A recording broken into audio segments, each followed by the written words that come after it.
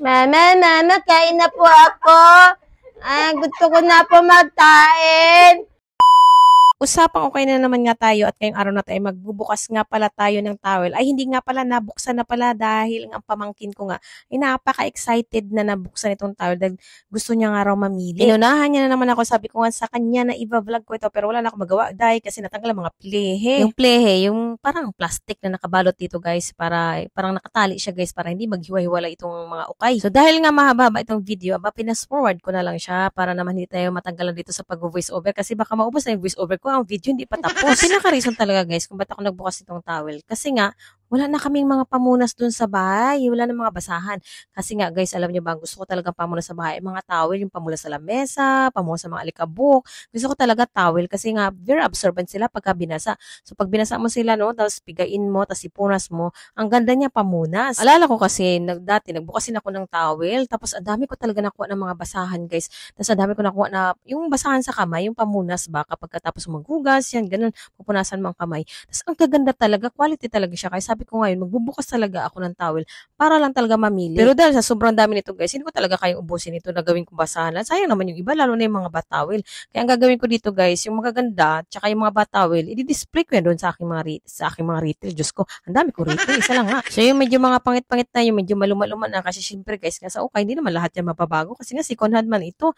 So expect talaga natin, meron yan dyan na madumi, tapos meron yan dyan na talagang maluma na. Kaya yung mga maluluma guys, siyempre gagawin kong basahan, sayang naman. Tapos alam mo yung nakakatuwa dito sa mga towel na to, ang dami talaga microfiber na towel. Tapos yung talagang hinahanap po guys, kasi itong mga microfiber na towel, ito yung ginagamit ko pag pampatayo ba ng mga plato. Kasi nga minsan sa gabi, kailangan talaga punasan na yung plato dahil hindi ko nga talaga nilalagay sa kusina namin na naka-overnight doon, nakaladlad lang siya doon sa patuluan kasi nga, malay mo, baka may bumisita dyan na na may apat ang paa, diba?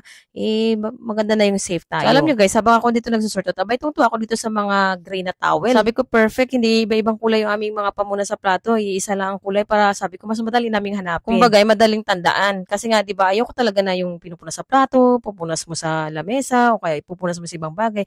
Gusto ko pag plato lang para medyo naman tayo, medyo hygienic naman. Hygienic pa tawag doon. Basta kayo na bahala. Kung hindi tama, basta kayo na bahala umintindi. So ito guys, ang kagandaan. Kapag ukay ang negosyo mo, yung mga gamit mo sa bahay, pati pansarili mo ang gamit, syempre libre na. Hindi mo na kailangan bumili pa. Tapos ang kagandaan pa dyan, syempre dali kang nagbukas, ikaw unang makakapili. Unlike sa mga ukayan, o kaya kapag online, syempre yung iba na una na, o yung iba naman, pinagpipilian na. So dito sa akin guys, ako talaga nauna. Pero kapag hinuwholesale ko, kapag bundle talaga, hindi po namin talaga yan pinagpipilian kasi nga, syempre guys, gusto ko rin talaga makatubo yung mga kumukuha sa amin.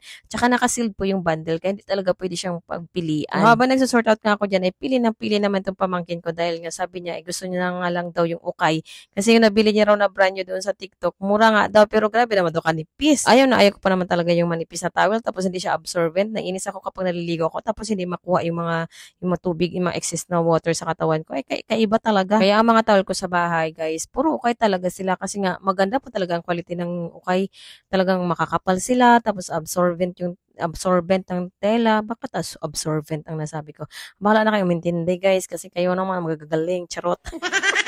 Pero yung mga nabuksan kong towel na ginamit ko sa amin sa bahay, yung mga white towel, kasi nga mahilig ako talaga sa puti guys. Dahil nga, mas mabilis siya makita yung mga dumi kaysa doon sa mga colored. Tsaka parang tingin ko kapag na white towel kasi yung gamit mo, parang lagi ka na sa hotel. Ganon, di ba kasi sa hotel, laging ganon ang ginagamit. So habang nagsusort out ako at namimili nga ako nito ng aking mga gagamitin, may nakita rin ako na yung panglagay sa buhok.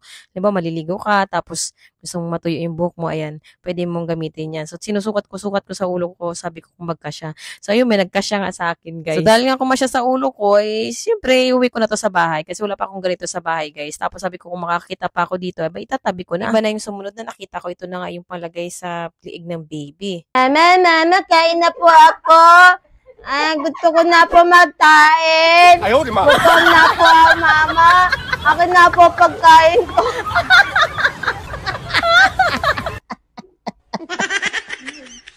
So, ayun guys, magpasensya nyo na kasi talagang hinihil ko lang yung aking childhood. Kasi uso naman ngayon yan, yung i-heal mo yung childhood mo kasi hindi ka natin na-experience yung mga ganyan. Sigurado naman talaga ako nung bata pa ako or baby pa ako, siguro hindi ko talaga na-experience magkaroon ng bib.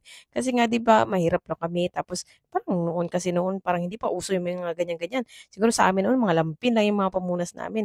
Ngayon kasi may mga ganyan-ganyan na 'di ba? Tuwang-tuwa naman yung mga kasama ko, tuwang-tuwa naman sa akin nung ako nagbiro na. Siyempre ba naman makita nila yung amo nila na nagbibitok, edi talaga namang nakakatuwa, 'di ba? O kaya matatawa ka talaga. Alam niyo guys, na-amaze ako sa bundle na to kasi nga grabe talaga ang lilinis ng laman niya. Kasi nga may ibang Korean bale guys, talaga pag binuksan mo talaga ang dami talaga madudumi. Parang minsan nga 50% talaga madudumi. Pero ito talaga siguro mga 10% lang yung madudumi. Kaya konti lang din yung mga basahan dyan na nakuha ko. Parang nagsisipa ako na bakit konti lang madumi, charot.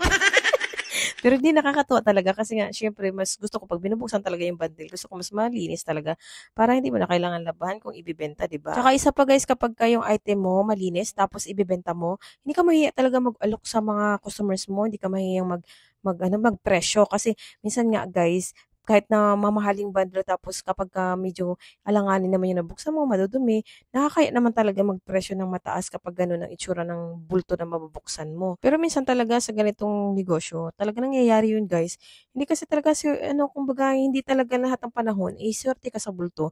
May mga bulto talaga na gano'n. At ako mismo na supplier, nakakabukas din talaga ako ng mga alanganin. Pero awa ng Diyos, nagagawa naman ng paraan. Kaya nga dito sa okay, kailangan talaga ito ng tiyagaan guys. Kasi kapag madumi yung nabuksan mo, di laban mo. Pag may punit, tahiin mo kung kayang tahiin. Ganon talaga ang mga diskarte ng mga nag-uukay. Kasi guys, kung maarte ka, naku, hindi ka talaga dito para sa ukay. Kaya kung papasukin nyo ito, ihanda nyo talaga yung sarili nyo na makakatagpo kayo talaga ng bandil na alanganin. Kasi nga, kahit nga ako na supplier ha, kung pagdating dito sa akin yan, pag nabibili na namin, talaga nakakabukas din ako ng alanganin.